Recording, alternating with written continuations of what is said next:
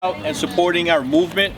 My partner and I, Damian Palmer, he's not here. He's actually at a mastermind in Texas. It's always good to, bring all that personal development to you and your team and your family to help you grow and expand your portfolio. Guys, if you could, I'm sorry to interrupt you. Anyways, my name is Joe Castaneda. I'm the managing partner at Duke Allen Company. We're a private lending firm here in Atlanta, Georgia. We help investors like yourself leverage your capital to get into projects like this, fix and flips, buy and hold rentals, Airbnbs, commercial, anything that pretty much has to do with real estate besides mobile homes and container homes, okay? Our biggest thing is to showcase, Damian and I came up with this idea back in October of last year to really showcase investors like Henry here, their projects. Man, some of you have not actually walked a project and you really want to jump into this space of real estate investing. And I'll be honest with you, this really has changed my life, my family's life, and we've changed a lot of lives here in the community as well. And what we want to do is just share. These events are free. We want to share with you guys the experiences of an investor, the goods and bads. You only see the goods on social media. You really never see the bads, So, and that's why we do these events. Just a couple of announcements. We have 3 more events coming up this month as well. Just if you don't mind, if you go to Real-Time Investor Pop-Up on Facebook and just follow us there, we'll go ahead and be putting up our digital flyers so you can go ahead and follow us. The third week of every month we do Flipping Mojitos. It's a real estate investors meetup. That's at the Mojitos Bar and Grill at the Forum in Peachtree Corners. Last year we had almost 100 people there, and the month before we had 120. So if you're looking to really network and leverage that as well, come on by, get some mojitos. Not on me, but just come and network. Just some empanadas. There you go, empanadas. Yes, definitely. Yes, that's on the house for sure. And last but not least, every last Monday, my partner and I, Carson Olinger, we do the North Point RIA, which is a real estate investors association, and that's located in Norcross. And this month we're going to be talking about short-term rentals. So Rich Monroe really spearheads that department in the Airbnb, VRBO, short-term rental space, and he's going to be talking about the legislative part, what's happening right now with the city of Atlanta, what you need to prepare for if you're looking to build one of these projects and put it on the short-term rental space. It might not be the right time to do it, right? So you want to make sure that your exit on whatever you're trying to do is a solid exit, okay? Well, guys, with that being said, I want to introduce you to Henry Liu here. He has given us the opportunity to do a walkthrough on his new construction project here. We're going to be going over certain questions as to how he acquired it, what type of, the pros and cons, any challenges he's gone through from start till, well, it's not even finished, but he's mid. Just started. Just got to the third. Just started. It was third stage. Okay, good. Yet, Well, guys, give him a round of applause for letting us come here. All right. Thank you for coming. And just want to give basically how I started and what the process was for me, how I started it. And well, before we jump into that, tell us a little bit about yourself and what were you doing before real estate? Right. So before real estate, I started my own business. We were doing financial transaction. So that business slowed down, and that business pretty much failed. So I pretty much lost like all my money saved up in that business. That was like 2016. Okay. So, and I was like, all right, I got to do something else. So I was like, I always wanted to do real estate. So I was thinking about doing real estate. So I, got my license, got my agent license, got my mortgage license, started doing that full time. From there, started just, looking to purchase property, rental property rehab. So in 2017 is when I started doing bigger rehab, back in the day you could buy a house for like 50 grand, 60 grand, but heavy lifting rehab. Right. So, but that year I think I lost about 60,000. Just dealing with contractor issues, people walking out on their jobs, people are not doing the job correctly, you have to redo it, people are not pulling permit correctly. You mean you pay people and they still don't do their job? Exactly, Wow. So at that time I was like, all right, you know what, enough is enough. So I'm gonna take over this. So I stopped doing agent business. I just did mortgages. Then all the time I had, I was kind of just learning about building process. Either from YouTube, learning from all the subs, asking questions, how stuff's been done correctly. Ask other general contractor how things are supposed to build properly. So from there, network. I went to probably as many work. I met you through network. A lot of people here, we all met through network. So we all learn from each other. So do that, build up enough network. I started doing pretty much full time, buying properties, either fixing, selling them, or fixing them, just turn into rental properties. Then eventually from 2019, that's when kind of start doing other people's projects. So now we do other people's rental flips. I did a few of Anna's houses. She's here. What's up, girl? So she's here. So started doing that. We did, a partnership flips. We still do those. So I just did one with a young girl. She found a house. We did all the work. Her first major deal. I think she net almost $100,000. Nice. So so the one hater. So the thing about it is just that come out to network events, learn as much as you can, talk to each other. From there, you just never know. The more knowledge you have, the more skills you have. That's something that that cannot be taken away from you. You can start from anywhere. You don't really need money. Back in 2016, I was doing wholesaling. That's why I met Damien. I was trying to get wholesale deals and sell to Damien. That's how we met. So you can start anywhere in the real estate game. So don't get scared. Ask questions, and just take one step at a time and do it. Eventually, you could do big project like Tony, who does massive amount of multi-family deals. So you just never know who's at these events. Talk to each other and go from there.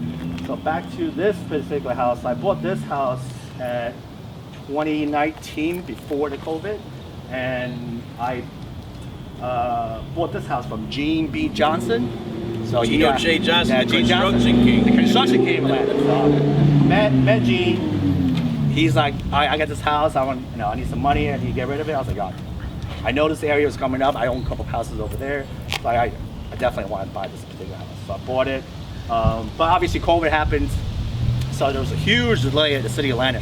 So everything was shut down. We're not there yet. We're not there yet. Everything was shut down. Slow down, Turbo. And nobody, the office was closed. You couldn't get any paperwork through. So that kind of put the project, on hold for about almost like 7 months. So that kind of, takes a little hit on that. So once we get that paperwork started back and forth, then we have to deal with other issues, right? So we have to deal with re-engineering the whole exact house, because before it was a single storage kind of like ranch bungalow type of house, about 1,100 feet, 1,000 square feet. But now we're almost doubling the size, maybe almost triple the size of the square footage. But we have to re-engineering the whole entire foundation. So designing with the designer, engineer, redo all the footings, pour new footing for the new build in the back. Now we have to redo the footings in front. As you know, people, these houses built back in 1950s, they don't really have footing. They just dug a hole and just start laying bricks. Now, when you start building these bigger homes, heavier homes, you're gonna run into issues. Yeah. The foundation walls will start cracking. Half the house wasn't square correctly, so now you have to do more modifications. So things like that, just the challenge that, just part of rehab challenge. It's nothing new. So is it easier to do the permitting if you're doing it on an existing foundation? Is that why you did that instead of just raising it? Now, normally it's supposed to be faster when you do addition versus new construction. But nowadays the process is almost the same. So I'll say it's almost the same as starting just a lot. And the cost is almost the same too, because you have to demo this. Demo that time, yeah. And before, this was much easier. The permit process was much faster just doing addition. And DeKalb County, they didn't even check back in the day. They're just like, all right, one day you get your permit, that's it. But now especially DeKalb, now they have a new processor. They just started after COVID. Now we stopped doing work at DeKalb because DeKalb is going to be just as hard as Marietta, Buckhead, any of those places. Oh, Marietta? So that's going to be very, very difficult to be working with. Plus, DeKalb County, nobody's ever at the office, so good luck trying to get in touch with them. Well, So so let a sewer problem they had down there. Yeah, too, plus you have and, sewer line problem. Right. Same as everybody. So you have to redo the sewer capacities. So let me ask you. So this was a single family ranch style bungalow. Yeah. What made you pop the top? So we want to have the view of the park. There's also a nice view going downhill, and we also want additional square footage. And my plan was actually to build an ADU in the back. ADU? So I want to save the square footage before I have the option to build an ADU later on. Okay. So that's So kind you of. keeping it? You're not selling it? I think I'm gonna keep it. Yeah. I mean, unless I get a crazy offer or something like that, but I may just keep it. With You know? with the ADU process, is that a totally different process, or do you just You can do it start together. building, So or- when you submit your work, you can have the designer, engineer design the ADU with it, or you can do it separately. Don't forget your permit only lasts 6 months. So if you're not going to build it right away, that's Right. going to go expire. So it also depends on your liquidity, right? So if you Right. have the liquidity to sustain both, because an ADU easily is going to run you about 150 grand. Yeah. Just in case, tell everybody what an ADU is. It's what additional Additional dwelling dwelling unit. unit. Yeah. Right. Mhm, yeah. So is the from I'm sorry. No, I was gonna say, it's a house in the back of the house. So and I don't know the exact I guess the exact laws or whatever that they're having for it, and correct me if I am wrong, but with the ADU, were they making it, I heard that the city of Atlanta was going to make it to where you could pull like a separate mortgage off of that. So it depends on the finance company, so the Yeah. mortgage company. So that's actually depends on which mortgage company you're going with, right? So if you go with somebody like Joe, It's gonna be a bit of a challenge Exactly. because it's $150,000 of a project, and we're looking at comps. Right. So are there any other ADUs in the area? Right. So it all depends on what you qualify for. Some actually use their local banks, credit unions to get the financing for that. But yeah, man, it all depends on you. yeah, it depends on you. Mhm. How you find the money, who's the borrower. You can get private investor who give you the money if you have to, able to. Let's say if you're gonna turn that ADU to Airbnb. Once you start, generating income, you can easily pay that off, right? Right. So it depends on how you're gonna use the property. But you wouldn't be able to refinance that ADU. You could refinance, but just more difficult, right? Like Joe said, yeah. there's more challenging. Right. Most of the people are doing it as where it's somebody who's owned the house for a lot of years and they're adding it themselves. It's not an investor. I've had this house for 20 years and I've got a lot of equity built up in it. So I'll go take out a HELOC. I'll take the home equity line, use that cash to go build the ADU in the back, and all of a sudden I'm a landlord. Or you can do new construction. Depends on what area. So a lot of new construction Yeah. on the east side, especially Buckhead, some of these higher density area, you're not gonna have the city allow you to build almost like 100% to the lot size, right? So now you can create more square footage. Now you can sell that square footage to a new buyer who maybe has a large family, or maybe they have in-laws living with them. So now they have a lot of these in-law houses, right? Because that way the in-law can move in with you, help you pay the mortgage, watch your kids. So some of these newer large homes, if you go drive around, Virginia Highland, Kirkwood, you will see a lot of new construction wood. The ADU actually just built together all at once. The reason that they did the ADUs though is that it originally was designed to be for more. It was the sales pitch to the city to why they said we're going to allow you to do it was the housing. gentrification. For Yeah, for Gentrification. for So low income your housing. your, More your density. grandmother's had this house forever and ever. She can't afford the property taxes anymore, but she's got $500,000 in equity, but she don't want to leave. Right, so she can go to the bank, borrow some money, build her ADU in the back. All of a sudden, she has the cash to pay the taxes, and she's not getting run out of her own house because she can't afford the property taxes anymore. That was the sales pitch to get Atlanta to approve it and start being, more aggressive with it. And other cities have done it too, Right. and it works for that. It does. It does provide more it does. housing units. Because a lot of these ADUs gets rent out to, people that need like a little bit lower house. They don't need that much house, Right. right? They maybe just need a 1 bedroom or maybe a 2 bedroom, 1 bath. So that particular unit above the garage or just there allow additional renter, people that needs lower rent to get into those units. So Okay. that's another benefit, right? So let's talk about your general contractor. How was the process with that? As far as him trying to help you get all the permitting, Right, so I pretty much now that we use in-house, so the general contract we're using is everything's pretty much in-house nowadays. So pretty much I'm the project manager, so usually I run pretty much everything. Usually I get the design team, work with the design team. I met actually a designer, Leslie. She has worked a couple houses for me already. She's from Ascendant Design, from what I met at South Planet Rio. When you say design, you mean she did the drawing? Yeah, she does drawing. Yeah, so she does all that. Then I have an engineer who approved the drawing, and from there, my GC will submit it into the city, get approval back. Then my whole crew, myself, will actually do all the everything else. And we do have some. We had to do a little bit of modification. Obviously, working these home, nothing's perfect, so you do have to do a little like we had to add additional footings in certain areas. The front, obviously, we have to add more footing for the front. So these things that you just have to do. So does it still count as a new build when you're popping the top? I guess kind of like how you're doing. Or Well, it does depends, only right? count Depends when on it comes you from the what you ground up? consider a new build. So anything that you do more than like 50% work, you can kind of consider as new It build. depends on the county, Right. or the city.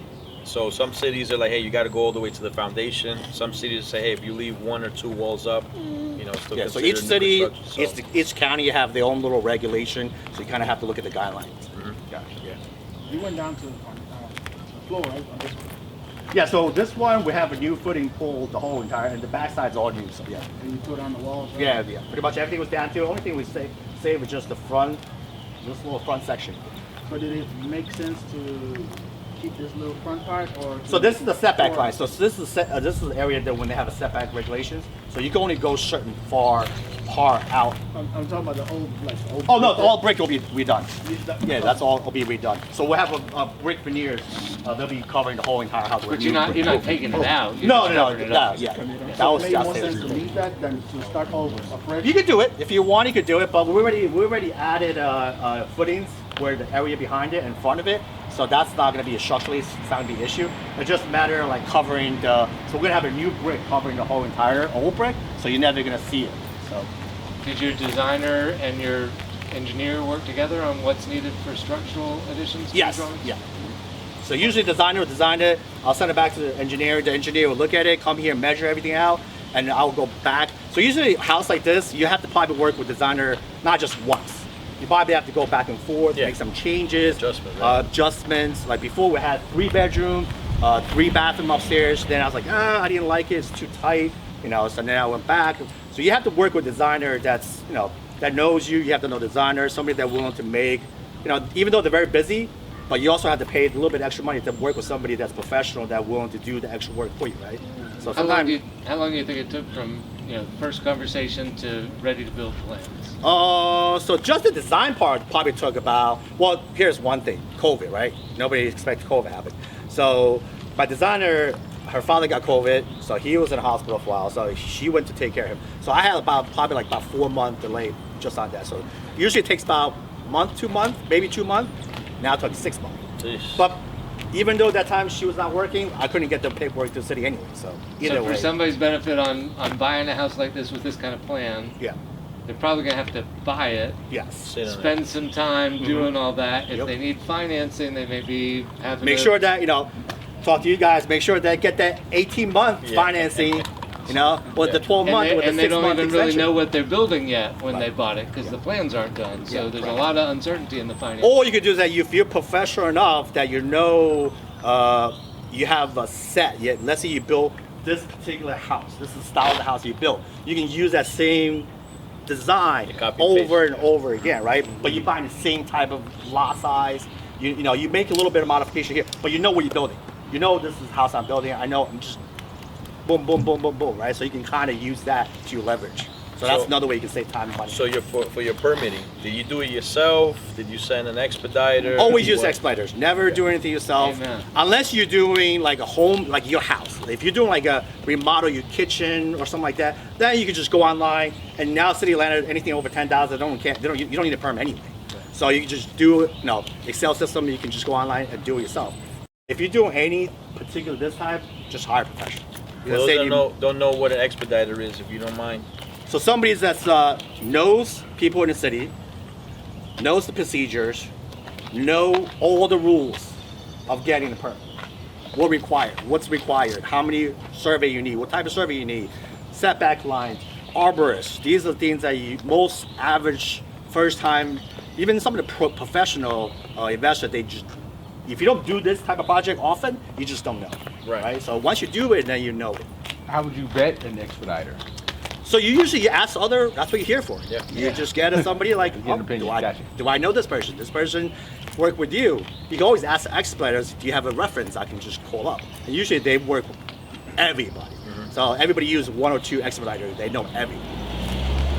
Right. All right, so a lot of us are like new to this Yes.